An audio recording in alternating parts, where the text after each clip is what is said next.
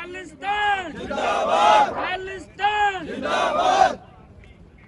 तेगो तेगो फतेह हो, नुसरत बेदरंग याफत अज नानक गुरु गोबिंद सिंह। वाहिगुरु जी का खालसा, वाहिगुरु जी की फतेह।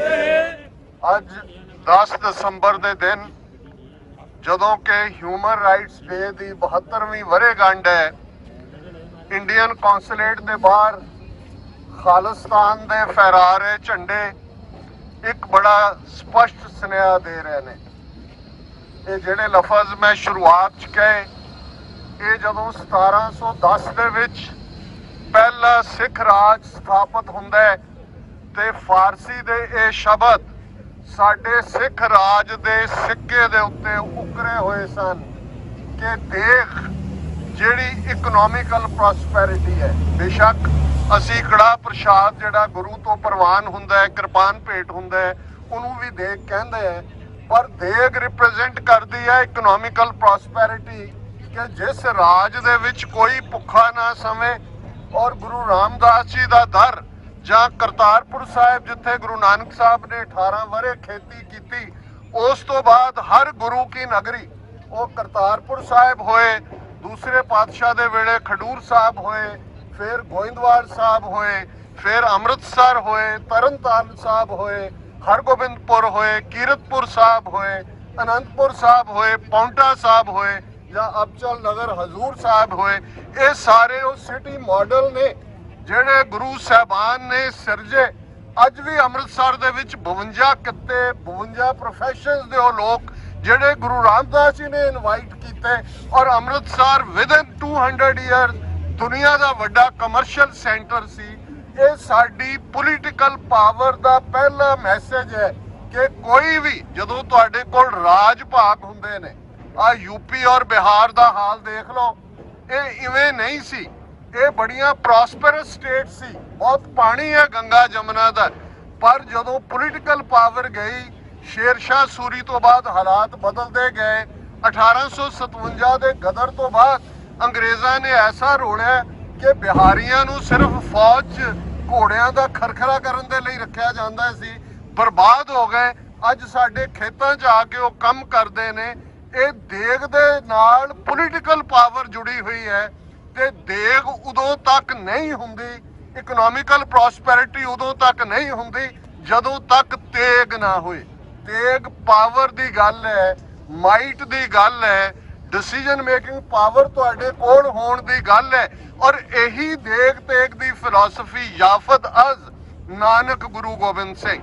जदों साडे कोल देग तेग दा वो राज आया ते पहली प्रोक्लेमेशन, पहला ऑर्डर जिहड़ा सिख राज दा सी, तुसीं इतिहास दे भी विद्यार्थी होवोगे, दुनिया दे विच जदों वर्ल्ड हिस्टरी कही जाती है ते 1783 का फ्रेंच रेवोल्यूशन उहदा जिक्र हुंदा है कि फ्रांस ने लैंड रेवोल्यूशन लियांदा, इनकलाब आया। पर इहदे तो ठीक 70 साल पहला 1710 दे विच पहला ऑर्डर सिख राज दा बाबा बंदा सिंह बहादुर ने कढ़िया कि जमीन वाहण वाला जमीन दा मालिक है। Tiller of the land is the owner of the land. और अज 310 साल बाद इसलिए पुट्ठा गेड़ा दिता जा रहा है इतिहास नूं।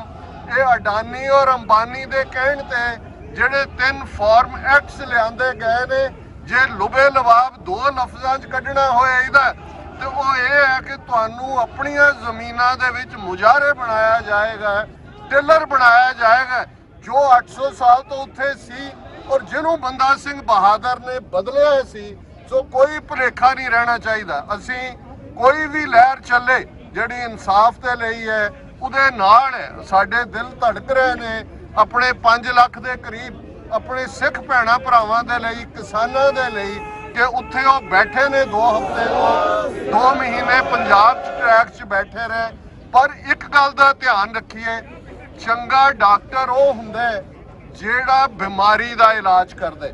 तुसीं डॉक्टर कोल जांदे हो, तुसीं कहंदे हो जी मैनू बुखार भी है, मैनू जुकाम भी है, मेरे हड्ड पैर भी भजदे ने। एक डॉक्टर जिहड़ा टैंपरेरी सिम्पटम्स का इलाज करदा है वो तुहानूं टाइलेनॉल दे के तोड़ देगा, ਐਂਟੀਬਾਇਓਟਿਕ ਦੇ ਦੇਗਾ। ਇੱਕ ਹੁੰਦਾ ਬਿਮਾਰੀ ਨੂੰ ਲੱਭਣਾ, ਡਾਇਗਨੋਸਿਸ ਕਰਨਾ ਤੇ ਉਹਦੀ ਟ੍ਰੀਟਮੈਂਟ ਕਰਨੀ।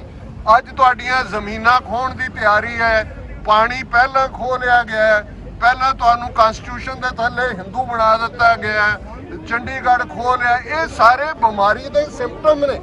ਬਿਮਾਰੀ ਹੈ ਗੁਲਾਮੀ। ਔਰ ਇਸ ਗੱਲ ਦਾ ਧਿਆਨ ਰਹੇ ਕਿ ਜੂਨ 84 ਤੱਕ ਸਾਡੀ ਮੰਗ ਟਰੂ ਫੈਡਰਲ ਸਟਰਕਚਰ ਸੀ, ਅਨੰਦਪੁਰ ਦਾ ਮਤਾ। ਔਰ ਸੰਤ ਜਰਨੈਲ ਸਿੰਘ ਖਾਲਸਾ ਪਿੰਡਰਾਂਵਾਲੇ ਜਿਹੜੇ 20ਵੀਂ ਸਦੀ ਦੇ ਮਹਾਨ ਸਿੱਖ ਨੇ, ਉਹਨਾਂ ਦੇ ਇਹ ਲਫ਼ਜ਼ ਨੇ ਕਿ ਅਸੀਂ ਇਹਨਾਂ ਦੇ ਨਾਲ ਰਹਿਣਾ ਚਾਹੁੰਦੇ, ਬਰਾਬਰ ਦੇ ਸ਼ਹਿਰੀ ਬਣ ਕੇ। ਜਿਸ ਦਿਨ ਭਾਰਤੀ ਫੌਜ ਦੇ ਪੈਰ ਦਰਬਾਰ ਸਾਹਿਬ ਦੀ ਹਦੂਦ 'ਚ ਪਏ, ਖਾਲਿਸਤਾਨ ਦੀ ਨੀਂਹ ਰੱਖੀ ਜਾਵੇ। ਜਿਸ ਇਮਾਰਤ ਦੀ ਨੀਂਹ ਰੱਖ ਦਈਏ, ਫਿਰ ਫਿਕਰ ਹੋਣਾ ਚਾਹੀਦਾ ਕਿ ਇਸ ਇਮਾਰਤ ਨੂੰ ਮੁਕੰਮਲ ਕਰਨਾ। ਵਿੱਚ ਰੁਕਾਵਟਾਂ ਹੁੰਦੀਆਂ ਨੇ, ਫੇਜ਼ ਆਉਂਦੇ ਨੇ। ਔਰ ਮੈਂ ਸਮਝਦਾ ਕਿ 30 ਮਿਲੀਅਨ ਸਿੱਖ ਕੌਮ ਨੂੰ ਇਹ ਸਮਝਣਾ ਹੋਏਗਾ ਕਿ ਆਪਣੀ ਤਾਕਤ ਅਸੀਂ ਉਹਨਾਂ ਥਾਵਾਂ ਤੇ ਕਈ ਵਾਰ ਜ਼ਾਇਆ ਕਰ ਦਿੰਦੇ ਹਾਂ, ਫਿਰ ਫਰਸਟ੍ਰੇਟ ਹੋ ਕੇ ਨਿਕਲਦੇ ਹਾਂ। ਮਨਪ੍ਰੀਤ ਬਾਦਲ ਆਇਆ, ਅੱਧੇ ਤੁਰ ਪਏ ਪਿੱਛੇ ਕਿ ਜੀ ਚਲੋ ਬਾਦਲਾਂ ਨੂੰ ਕੱਢਣ ਵਾਲਾ ਆ ਗਿਆ।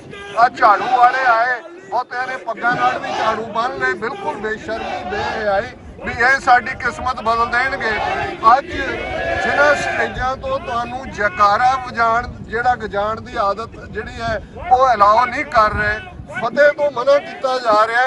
ਇਹਨਾਂ ਚੋਂ ਅਲਟੀਮੇਟਲੀ ਬਿੱਲ ਵਾਪਸ ਵੀ ਹੋ ਜਾਣ ਤੇ ਇਵੇਂ ਹੀ ਹੈ, ਤੁਹਾਡੇ ਹੱਥੋਂ ਰੋਟੀ ਖੋਈ ਤੁਹਾਨੂੰ ਵਾਪਸ ਕਰ ਦਿੱਤੀ। ਕੀ ਇਹਦੇ ਨਾਲ ਸੁਸਾਈਡ ਰੁਕ ਜਾਣਗੇ? ਜਿਹੜੀ ਤਰਾਸਦੀ ਪੰਜਾਬ ਦੀ ਹੈ, ਸੋ ਮੈਂ ਸਮਝਦਾ ਕਿ ਇਹਨੂੰ ਅਸੀਂ ਠੀਕ ਪਰਸਪੈਕਟਿਵ 'ਚ ਸਮਝੀਏ। ਅਸੀਂ ਨਾਲ ਖਲੋਤੇ ਹਾਂ ਹਰ ਉਸ ਇਸ਼ੂ ਦੇ, ਉਹ ਕਿਸੇ ਦੀ ਵੀ ਕੌਮ ਦਾ ਹੋਏ। ਕਸ਼ਮੀਰੀਆਂ ਦੀ ਗੱਲ ਸੀ, ਸਿੱਖ ਭਾਰਤ ਭਰ ਦੇ ਵਿੱਚ ਗਏ, ਕਸ਼ਮੀਰੀ ਬੱਚੇ ਬੱਚੀਆਂ ਨੂੰ ਮਹਿਫੂਜ਼ ਕਰਕੇ ਘਰੀ ਪਹੁੰਚਾਇਆ। ਸੀਏ ਦੇ ਖਿਲਾਫ ਸਿੱਖ ਖਲੋਤੇ, ਪਰ ਇਹਦਾ ਮਤਲਬ ਇਹ ਨਹੀਂ ਸੀ ਕਿ ਅਸੀਂ ਆਪਣਾ ਮੌਕਫ ਛੱਡ ਦਿੱਤਾ।